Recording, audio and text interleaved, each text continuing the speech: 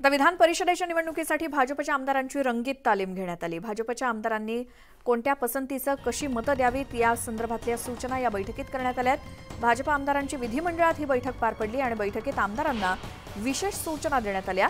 मतदान कसं करावं याची रंगीत तालीम साध्या कागदावरती घेण्यात आली। शिवाय कोणाचं मतदान वाया जाणार नाही याची काळजी घ्यावी अशा देखील सूचना वरिष्ठांकडून सर्व आमदारांना देण्यात आल्या। अधिक माहितीसाठी जाऊयात मुंबईतून आमचे प्रतिनिधी तुषार उपणवर आपल्या सोबत आहे। तुषार, विधान परिषद निवडणुकीच्या पार्श्वभूमीवर भाजपच्या सर्व आमदारांना सूचना तर दिलेल्या आहेत काल देवेंद्र फडणवीसांनी, मात्र आज भाजपच्या गोटात या निवडणुकीच्या पार्श्वभूमीवर काय काय घडामोडी घडण्याची शक्यता?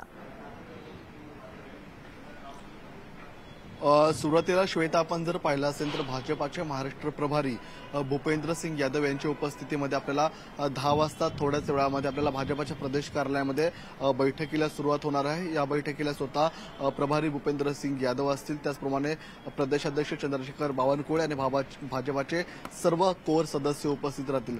मात्र तत्पूर्वी विधान परिषद निवडणुकीची जबाबदारी भाजपाचे ज्येष्ठ नेते, प्रमुख नेते देवेंद्र फडणवीस यांच्यावरती आहे।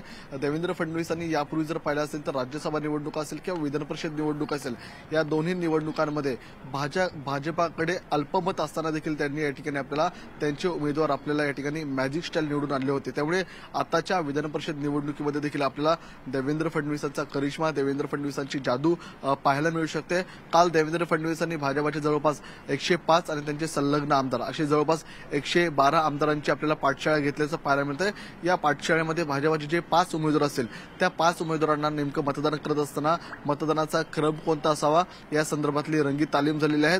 आज पुन्हा एकदा ताजलँडमध्ये भाजपाचे आमदारांना स्वतः देवेंद्र फडणवीस मार्गदर्शन करताना पाहायला मिळणार आहेत।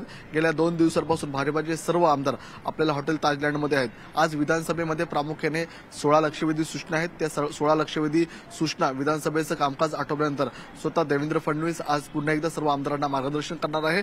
तत्पूर्वी आता थोड्याच वेळामध्ये भाजपाच्या प्रदेश कार्यालयामध्ये विधान परिषद निवडणुकी संदर्भात आणि विधानसभा निवडणुकी संदर्भामध्ये प्रदेशाध्यक्ष चंद्रशेखर बावनकुळे असतील, प्रभारी भूपेंद्र सिंग यादव असतील, त्याचप्रमाणे सर्व भाजपाचे जे प्रमुख नेते आहेत, वरिष्ठ नेते आहेत, ते आपल्याला या निवडणुकी संदर्भात चर्चा करताना पाहायला मिळणार। त्यामुळे भाजपाने 5 उमेदवार या निवडणुकीच्या रिंगणामध्ये उतरवलेले आहेत। त्यांनी अतिरिक्त 6वा उमेदवार उतरवला नाहीये।